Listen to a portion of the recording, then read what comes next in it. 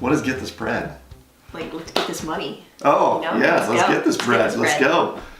Let's go. Let's get this bread. Yeah. All right. Hey, what's up, everybody? It's the Mastery Podcast, special edition.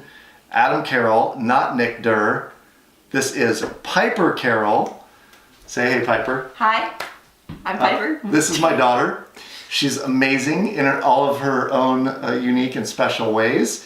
And one of the things that I wanted to do was interview Piper about what it was like buying her car. So we had this deal that we would put in half of whatever she decided to buy a car for, or we would match her investment. So Pipes, tell the loyal audience here how much you saved, what you bought, etc. All right, so I think it's important to start with, I wanted a car that people would look at and be like, oh, Piper's here. So naturally when shopping for cars, I was looking for the most outlandish, like I was going for yellow, I was going for red, blue, all my primary colors, things that people would see and be like, hey, look. Yeah, a Lamborghini. Yeah, no, just kidding. Exactly. I wish. No, not actually. I love the car that I got. I ended up buying an 06 VW Beetle. And let me tell you, people do know when I'm at places. I've had people walk up and be like, oh, I knew you were here because I saw your car. Exactly. There's a lot you have to think about when going to buy a car that I don't think I realized before. I just wanted the freedom, because if you have a car, you can go anywhere. You can escape my dad if I really want to. She never wants to. But thinking about it, you have to figure out how are you saving the money, but also saving money for the things you need. So I had a process where anything I would earn, I would just stuff in a jar. And at one point, I think I had a little mason jar with like $1,000 in cash stuffed into it. And every once in a while, I would pull out the cash, count it, and it was kind of a physical reminder to me of, hey, you're getting close. This is like you're working towards your car, and it's a good feeling. Yeah, it was awesome. So I want to pause for a minute, because you bought the car when you were how old?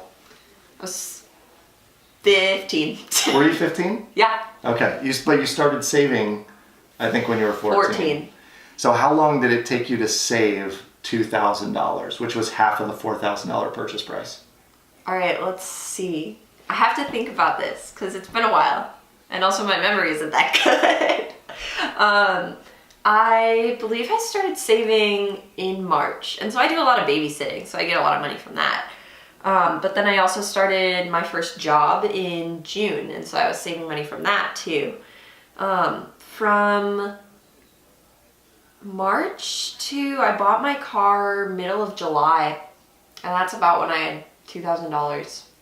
So March, April, May, June, July, 5 months. 5 months. So this girl was socking away $400 a month between jobs and babysitting, and you were pretty aggressive about babysitting. Yeah, no, I was getting weekly gigs. Yeah.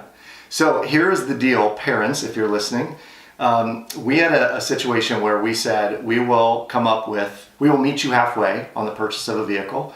And the reason we do that is we want to make sure that our kids have some skin in the game as it relates to the car, because we've seen kids who are just given a car that it feels like they kind of take it for granted. Mm-hmm. So have you noticed that, Piper, at school? I have. I go to a fairly large school, and where I go, we have 2 different parking lots. And let me tell you, sometimes you get by the just skin of your teeth, because it is so very close to someone will hit you with their car. I've seen people get in accidents and tell me, oh, it's fine, my parents will pay for it.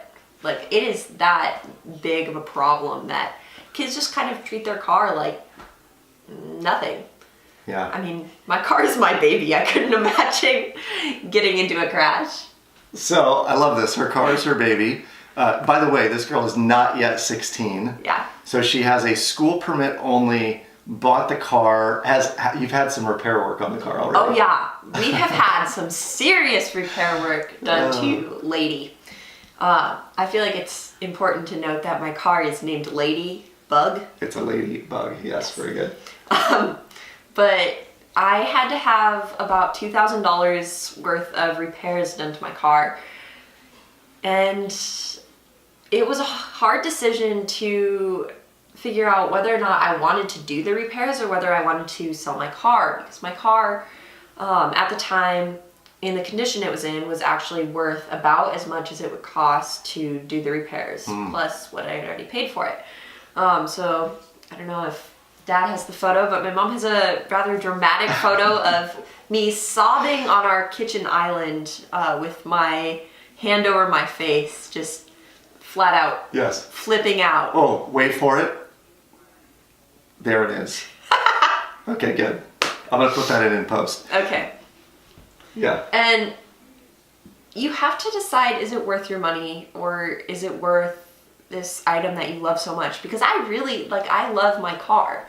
People see it and they tell me, oh, I love your car. And I say, thank you. Oh my goodness, me too. I have such a good time and all this stuff. But what do you do when you're faced with this large sum of money? And I made the rather rash purchase of a new iPhone before finding out that I had to have repairs done to my car. So here I was, I dropped $900 on a new phone, only to find out I needed $2,000 in repairs.